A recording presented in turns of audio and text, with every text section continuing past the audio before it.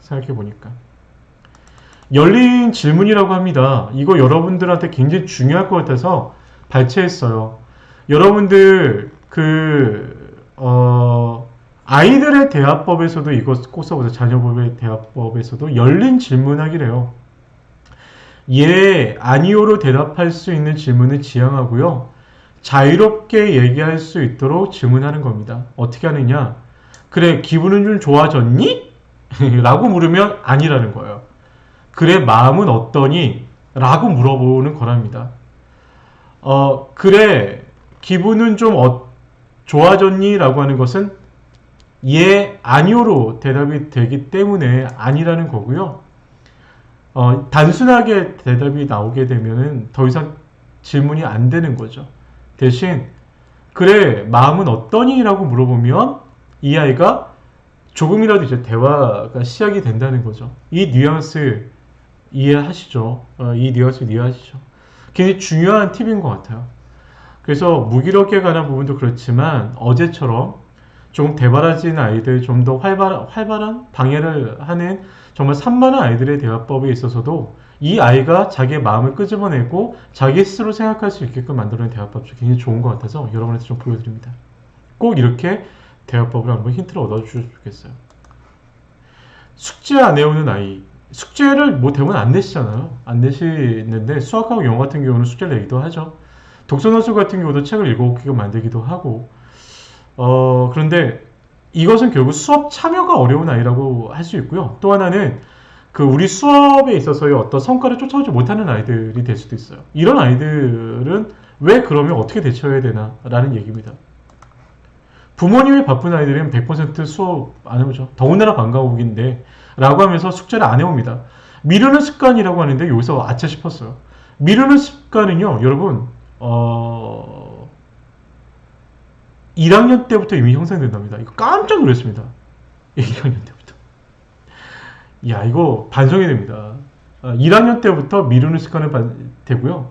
그래서 1학년 때 이미 형성된 이 습관은 6학년이 돼도 깨지지 않는답니다. 그래서 엄마들이요, 이때 이 생각 들었어요. 엄마들이 자녀를 키우면서 특히 이제 열심히 이제 직장 생활을 하시다가 30살 때, 막 30살 뭐 중반, 후반, 뭐 40대 초반에 다 사실 그만두잖아요.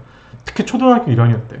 그리고 초등학교 1학년 때 가장 중요하다는 얘기를 하잖아요. 사실 교육을 오랫동안 계셨던 분들이 초등학교 1학년 때 아이가 가장 중요합니다. 중요해요. 그래서 사실 일은 못하겠어요. 이런 얘기도 하시는데, 야, 이거 보면서 다시 한번 느꼈어요. 초등학교 1학년 때 엄마의 곁이 얼마나 중요한가라고 생각이 들더라고요. 네, 많은 생각이 드실 텐데, 사실 공부의 습관, 그리고 학습의 습관, 교실에서 습관은 초등학교 1학년 때 이루어진다. 그리고 또 하나, 숙제 안 하는 이유. 그리고 우리 방과후 수업에 집중하지 못하는 이유는 또 하나입니다. 숙제가 어렵습니다. 이해력이 부족이고 학습 결소대 부분인 것 같아요. 이게 좀 아쉽기는 한데, 뭐 이러한 내용들이 있는데, 이해력 부족, 학습력 결손인데, 이런 부분은 저희가 하기가 참 어렵다는 생각도 들기도 합니다. 네, 어려운 얘기죠. 방과후 교실에서 일단 숙제를 내야 되나 뭐 이런 얘기조차도 저희가 판단의 문제이긴 한데요. 자, 한번 넘어가 볼게요. 숙제를 못하는 이유는 그냥 이거는 해당 되시는 선생님들만 한번 고민해 보시고요. 또 하나 이것은 내 자녀 이렇게 점을 보시는 거로 한번 고민해 봐 주세요. 네. 광고 보고 오신 선생님들 감사합니다. 이거 굉장히 민망하네요. 저희한테 1달러, 2달러 이렇게 쌓이고 있습니다. 아주 감사합니다. 네. 숙제를 못하는 이유 알아보는데요. 알아보는 방법의 대화법입니다. 땡땡아, 쌤은 땡땡이가 숙제를 해오지 않아 속상해. 땡땡이가 숙제를 하지 않은 이유가 뭘까? 라고 질문한답니다. 근데 결국 이것은 수학하고 영어 등 이제 학습이 들어가야 되는 과목들이 될 텐데 비슷하게 아마 적용해 볼 수 있을 것 같아요. 실은 광고 너무 웃겨요. 자, 이런 게 아직도 민망합니다. 숙제에 관한 부분은 제가 사실 제가 수학학원에 있었거든요. 수학학원에 있었는데 참 이게 문제입니다. 자, 이런 것들은 저희 자녀분들하고 얘기할 때 한번 고민해 보세요. 아셨죠? 네. 이것들은 좀 더 빠르게 진행은 되는데 쉬운 것과 쉬운 과제를 주고 부모님과 협력하기라고 합니다. 근데 이런 것들은 여러분이 다 명심해 두셔야 될 부분이고요. 좀 이 부분을 좀 빨리 스킵하고 싶네요. 예, 그 숙제에 관한 부분은 뒤에도 지금 할 얘기가 너무 많아서 학습 수업에 전혀 집중하지 못하는 아이가 있습니다. 공부도 참여도 싫은 아이들이 있어요. 이것은 참 어렵죠. 예, 저희가 이런 부분에 있어서는 방과후를 오래 하셨던 분들하고 얘기하다 보면 딱 그거예요. 네, 무시한다. 어떻게 못 간다. 다 데려가지 못한다. 영어만 해도 한 반에 지금 10명, 뭐 6명, 7명, 많으면 15명, 컴퓨터는 30명, 수학 같은 경우도 20명, 15명. 이렇게 지금 하고 있는 판국에 지금 학습에서 한 명이 누락되고 있는데 이걸 어떻게 하느냐. 근데 정말 웃긴 건 뭔지 아십니까? 실제로 선생님들이 면접을 볼 때도 그렇고 하겠지만 학습 부진자 어떻게 할 것이냐가 영어와 수학에선 100% 면접에서 이거 나옵니다. 학습 부진하고 따라오지 못하는 어떻게 할 거예요? 라고 물어보죠. 여러분 어떻게 대답하시나요? 정답이 나오죠. 컴퓨터도 마찬가지예요. 이렇게 질문합니다. 어떻게 할 거냐고. 저희의 답은 있죠.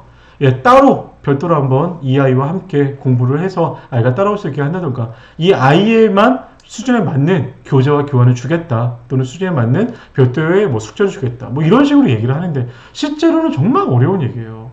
정말 어렵거든요. 이렇게 되기가 어려워요. 이 방과후 수업에서. 제가 방과후 수업을 해봤잖아요. 특히 중고도 해봤잖아요. 저희가. 중고를 못 쫓아오는 아이들이 너무 많고요. 한 반에 레벨별 영어 뭐 레벨을 한다고 하지만 사실 레벨이 몇 개나 만들어줄 수 있겠습니까? 얼마 전에도 저희 방사의 원투 수료에서 뭐 상중하를 한다라고 하는데 상중하의 영어가 만들어지는 레벨이 만들어지기가 정말 어렵죠. 결국 이제 하다 보면 또 1분기, 2분기 지나고 3분기, 4분기 되면 어떻게 돼요? 바로 합쳐버리잖아요. 이래버리면은 레벨이 깨져버리는 이게 문제가 되는 거죠. 방과후의 가장 큰 문제가. 이거는 처음에도 말씀드렸죠. 방과후 학생화되는 유일한 방법은 정말 학원식의 정말 제대로 된 수업을 해야 되는데 제대로 수업을 하면 어떻게 돼요? 레벨이 나눠져야 돼. 레벨을 못 나누는 형편이 되버리는 거죠. 그 돈 받고 저희가 어떻게 그 일을 해요? 또 흥분하게 되네요. 네. 학습 수업에 집중하지 못하는 아이들에 관한 부분 다시 한번 얘기를 하게 됩니다. 예, 좀 더 고민해 보면은요. 이것에 관한 정답은 이렇게 얘기합니다. 이 아이들은 왜 공부를 안 하느냐? 왜 공부에 집중하지 못하느냐? 선천적 기질 능력, DNA 문제인 거죠. 어떻게 하겠어요? 제가 학습법 공부했다고 했었죠. 학습법에 여러분 학습법에 있잖아요. 하다 보면 그거 나옵니다. 서울대 가는 방법. 엄마 아빠 중에 한 명이 서울대 출신이냐? 그러면 서울대 갈 수 있습니다. DNA입니다. 머리 좋은 애들이 공부 잘하거든요. 근데 우리 지금 그런 얘기를 하는 건 아니지만 선천적 기질 능력의 부족이라고 하는 건 어쩔 수 없다는 거죠. 과정 환경, 부모님 부족한 관심. 부모님이 관심이 없으면 애들이 공부 집중 못해요. 저 많이 반성했습니다. 너무 아이를 너무 방만하게 놔둔 것 같다는 생각이 듭니다. 따돌림 교우 문제. 예. 따돌림과 교우과의 관계가 안 좋은 아이들은 공부에 집중하지 못합니다. 성적은 지금 둘째 쪽에서 지금 성적 얘기하는 건 아니죠. 따돌림과 교우 관계에 문제가 있는 아이들은 그 학습 능력이 떨어지고요. 또한 수업 시간에 집중 못합니다. 예, 이것은 정말 유명한 얘기들이죠. 이거는 조금 이제 여러분들이 하다 보시면 아세요. 집중하지 못합니다. 특히 정서적 문제죠. 아이들이 자기를 싫어한다는 믿음. 이게 왜 여기 들어갈까 하고 의심하죠. 이게 왜 이런 얘기가 여기 들어가? 학습하고 무슨 관계야? 라고 생각하시죠? 아닙니다. 학습에 집중하지 못하는 아이들이 왜 이렇게 나오냐? 요즘 아이들의 문제가 되냐면요. 늘 말씀드렸죠. 저희의 교수법 뭐예요? 그룹형, 프로젝트형, 협동식 방법, 경쟁식 방법이라고 말씀드렸잖아요. 지금의 모든 초등학교, 중학교까지도요. 협동식의 수업을 하지 않으면 안 돼요. 협동식 수업을 하는데 아이들 간의 관계가 깨져버리니까 수업에 집중하지 못하는 거예요. 아셨죠? 이런 게 문제가 된다는 거죠. 이런 게 문제가 된다는 거죠. 예, 이게 중요해요. 그래서 아이들의 특히나 요즘의 초등학교 아이들의 문제는 아이들의 관계가 굉장히 중요해요. 관계에 관한 부분이 그리고 정서의 문제가 해결되지 않으면 수업을 집중하지 못합니다. 참 이게 문제 아닌가요? 이것을 그래서 저 어제도 말씀드렸죠. 인성교육이라고 하는 별도의 그런 관계 개선까지도 교육을 통해서 배워야 되니 이게 문제가 많죠. 이 사실 오늘 더 많은 대화가 필요하고 더 많은 얘기들이 있어야 되는데, 예, 결론에 관한 부분은 먼저 말씀드려야 될 것 같아요. 공부 못하는 아이들, 집중하지 못하는 아이들, 무기력한 아이들, 그 모든 아이들의 배경에 뭐가 있다? 기본적으로 아이들의 상처가 있고 기저적인 문제도 있겠지만 아이의 상처가 있다. 부모의 문제가 있다.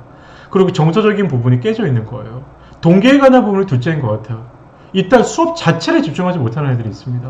그리고 상식적, 아까 릴리안 선생님이 얘기했던 것처럼 이상한 방식으로 아이들이 집중하지 못하는 거죠. 까분다던거나 계속 짜증을 낸다던가 계속 화를 낸다던가 이렇게 아이들이 어긋나는 모습, 우리가 생각하지 못했던 모습으로 자꾸 수업을 방해하거나 수업에 집중하지 못하는 이런 모든 것들은 기본적으로 아이들의 마음속에 상처가 있다는 것이죠. 이것을 해결하는 방법은 첫 번째 뭐예요? 공감이라는 대화법이라는 말씀을 드리는 것이고, 아까 말씀드린 대로 부정적인 얘기는 100% 여러분들의, 이런 아이들은 100% 뭐예요? 여러분들에게 SOS를 보내는 겁니다. 좀 알아봐 주세요. 조금 저에게 관심을 주세요. 라고 좀 받아들여 주셨으면 좋겠어요. 한마디 단 5분의 스피치가 이 아이들에게 인생을 바꿔줄 수도 있을 거라는 생각이 듭니다. 대화법이 꼭 그렇게 했으면 좋겠어요. 릴리안 쌤 굉장히 고생하셨네요. 자폐증 아이도 있어요. 예. 제가 옛날에 중국어 사업할 때 거기에 방과후에 들어갔을 때 그 중국어를 배우는 아이들 중에 자폐 아이가 있었어요. 원래 특수반으로 보내는데 특수반으로 보내지 않고 이쪽에 방과후를 오는 아이들이 있었더라고요. 네, 고생하셨습니다. 참 저런 부분이 우리에게 굉장히 마음에 아픔이 있죠. 네. 부정적인 감정을 인정하고 공감하는 것부터 시작을 한다고 합니다. 네. 이런 아이들 아픈 얘기를 하니까 좀 가슴이 아프네요. 네. 자, 팁을 좀 말씀드릴게요. 결국 어제와 오늘의 이야기하면서 수업 방해하는 아이들의 대처법에 관한 부분은 이겁니다. 결국 이것은 저희가 면접 때도 늘 나오는 얘기이기도 하죠. 면접 때도 나오는 얘기지만 수업 방해하는 아이들, 사실 사소한 수업이죠. 그러니까 좀 이렇게 병적이거나 조금 너무 심각한 아이들이 아닌 정말 그냥 수업을 방해하고 짜증스럽게 만들고 우리를 정말 천불을 나게 만드는 그런 아이들에 관한 수업에 방해하는 아이들 대처법에 있어서는 칭찬해 주기가 첫 번째인 것 같습니다. 그리고 사소한 일, 그리고 책임과 권한 주기에 관한 부분이 진행돼야 되고요.